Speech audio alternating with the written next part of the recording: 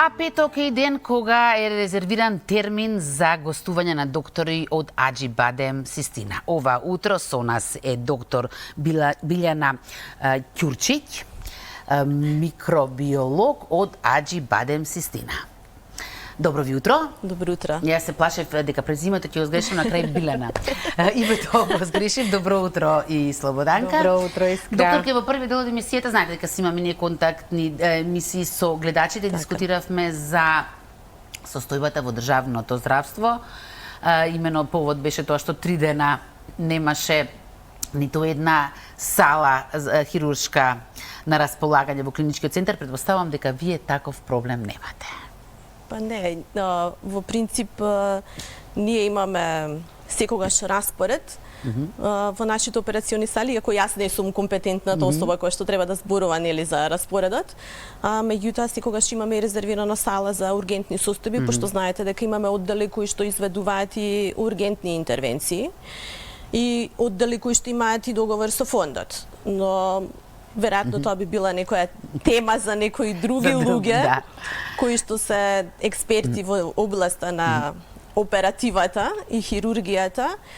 Да, вие сте се овде дојдени по друга тема, гледачите веќе ја гледаат, така што Слободанка повели. Благодарам, Искра, добро утро и добро ни дојдовте од мене. Добро утро. Убаво е секогаш да се почне денот со вас. Благодарам. Особено што гостувањето секогаш го организираме според некој повод. А денеска имаме, односно оваа недела имаме 2 повода. Едниот е 14-тиот роден ден на клиничката болница Аџибадем Систина. Годините, да, успешни само. Благодарам, све убаво, нека биде успешно. И денот на здравието. Ќе ги поврземе. Па, да. И по тој повод би сакала да кажам дека клиничката болница Систина одлучи да формира викенд пакети на повеќе оддели, од кои што се и диагностички лаборатории, каде што постои 50% попуст на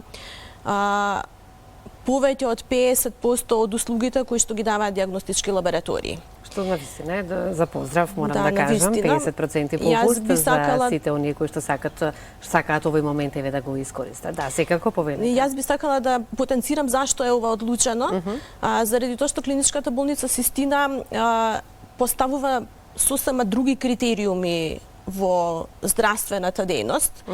И кога почна, секако приматот беше лекување на пациентите, меѓутоа ова е 21 век. Во 21 век пациентите се оние кои што поставуваат критериуми за избор на здравствена институција каде што ќе ги остваруваат своите здравствени права, право на здравје. Светската здравствена организација има едно мото во 2024 година по повод денот на здравјето, а тоа е добро здравје право на секоја индивидуа. И ние веќе повеќе години работиме и на превенција на здравјето. Значи, не само она што подразбира кога човек има некој здравствен проблем да дојде. Или ќе почувствуваме нешто, па тогаш одиме на прегледи и така натаму.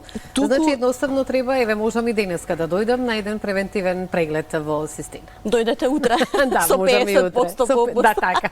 Од утре веќе можеме со 50% попуст. Еве да кажеме тогаш и да потсетиме попустот е, значи убаво што споменавме сега, од текот на утрешниот ден до секој викенд, секој празник. Секој викенд, секој празник, така. Па ќе видиме колку долго ќе трае. Да, многу е убаво како што кажавте навистина и тоа треба мислам да се разбуди свеста кај повеќето од сите нас дека не треба да одиме на прегледи или на доктор кога ние ќе почувствуваме некоја тегоба, туку едноставно можеме да се појдеме на еден превентивен преглед. Колку се тие значајни во животниот процес, во текот на нашиот живот, без разлика на која годишна возраст да сме. Се разбира, превентивните прегледи веќе секогаш се потенцираат во здравството во современиот свет. Во развиените земји се уште не се стигнати до таму, бидејќи станува збор за земји кои што имаат економски проблеми и кои што имаат недостаток и на здравствени установи и на здравствени работници. За жал. Да. За жал.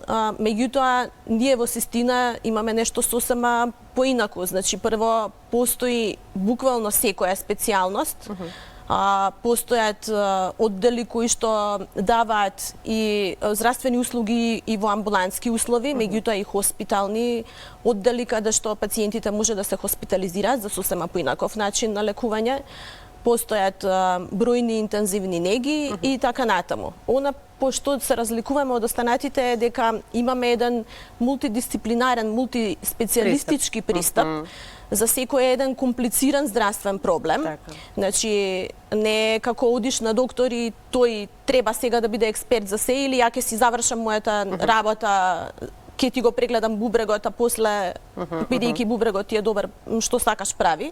Значи, сосема поинако еден професионален пристап, индивидуален, персонализиран пристап кон пациентот, бидејќи пациентот не е само резултат, не е само еден орган, туку е една комплексна единка, каде што треба сосема поинаков тип на анализа, преглед, здравствена услуга, лекување, нега, совет, информација. Нашите пациенти во ова време се веќе едуцирани, што од вистинска стручна литература, што од медиумите и така натаму. Еве како сега ние што ова утро зборуваме и упатуваме еден апел до сите, така е. Да. И се пациенти кои што се спремни да постават многу прашања, значи сакаат една навремена, точна информација.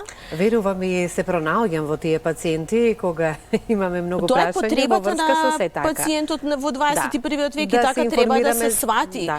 Значи во право сум била ја што поставувам повеќе прашања. Во право сте. Драго ми е што Добро дојдени сте со вашите прашања кај нас секако.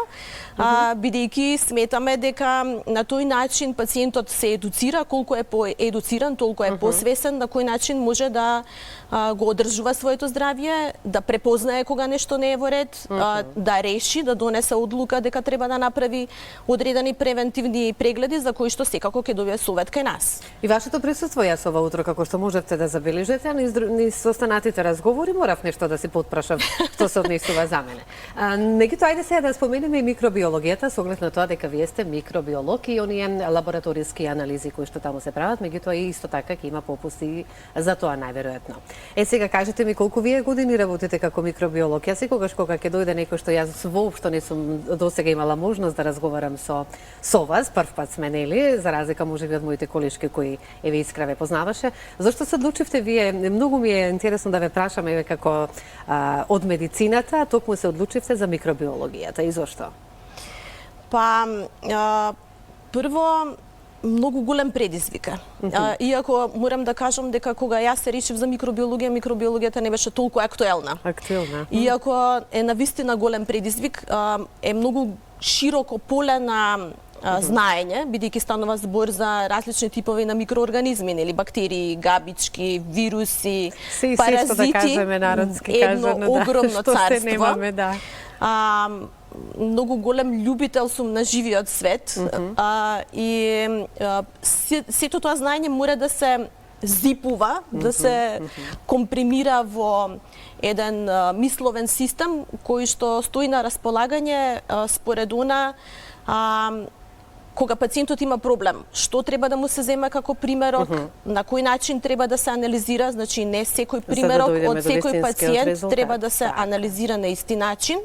Затоа повторно е битна многу информацијата и оној интензивен процес на комуникација меѓу ординирачкиот доктор и микробиологот. Многу битна работа е да ги имаш вистинските информации. Потоа се разбира на објективен начин, се стигнува до резултатите, не на предпоставки, што мене карактерно многу ми одговара. И она што е најважно, кога ќе стигне резултатот и кога резултатот е готов, треба многу клинички да си подготвен за да знаеш да го толкуваш што понатаму со резултатот. Значи има многу голема разлика како да се лекува понатака пациентот според резултатите. Како изгледа микробиолог и која е неговата задача кога работи во индивидуална лабораторија и микробиолог кој што работи во лабораторија која што е во склоп на една болница.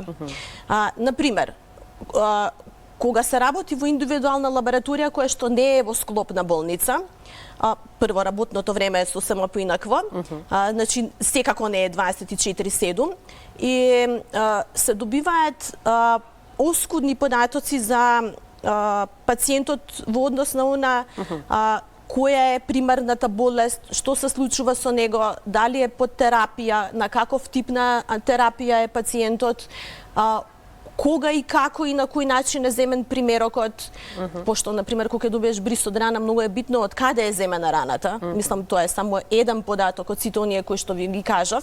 Повеќе процедури се како што можам да забележам. Многу комплексен процес е. Комплексен, да. И потоа, кога ќе завршиш со обработката, добиваш резултат и тука завршува целиот предизвик.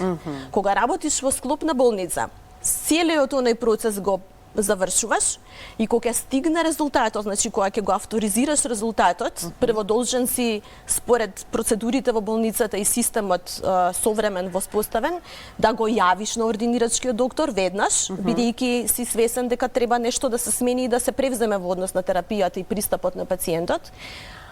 Тука почнува предизвикот кога си клинички микробиолог. Так. Тек тука почнува, заради тоа што си должен да дадеш интерпретација, да предложиш што треба да се прави со пациентот, каков тип на терапија треба да се даде. И свесен си, имаш буквално секојдневен фидбек од страна на клиничката слика и состојбата на пациентот во однос на она што си завршил како работна задача. Да, микробиологијата, од сето ова што имавме можност сега да го слушнеме, колку има значајна улога во медицината или една од Сега веќе се знае, Сега порано веќе не се се знае. знаеше, Зошто порано толку многу не се зборуваше за микробиологијата? Заради која е тоа толку што многу исто така важна во медицината. секој дел од медицината Е важен, е битен. да, Тоа да. нели на почеток Секако. кажав, најважно е да постојат експерти кои што добро си ја знаат работата и кои што се спремни да дискутираат. Така. Повеќе глави секогаш има повеќе памет.